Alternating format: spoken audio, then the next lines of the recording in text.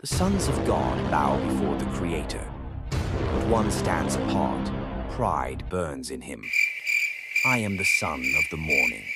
I am the prince of the air. I will not bow. Where have you come from? Asks the Lord. Satan answers, from roaming the earth, seeing which hearts I can steal. The Lord points to Job, upright and blameless. Satan sneers, he only loves you because you bless him. Take it away and he will curse you. The Creator replies, all he has is in your hand, but do not lay a finger on his life. Heaven falls silent.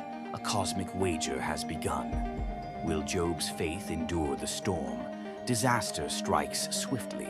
His herds destroyed, his fields consumed.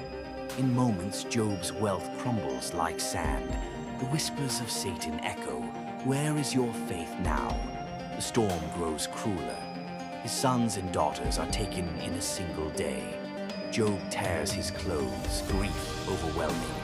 Yet he whispers, the Lord gives, and the Lord takes away. Blessed be the name of the Lord. Again Satan appears. Skin for skin, he hisses, strike his flesh, and he will curse you to your face. The Lord allows, but sets a boundary. Spare his life.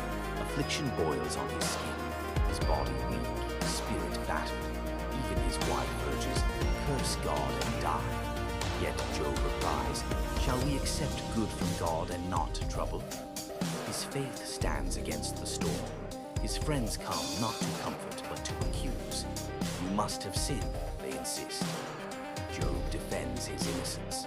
He cries to heaven, searching for answers, but only silence meets him.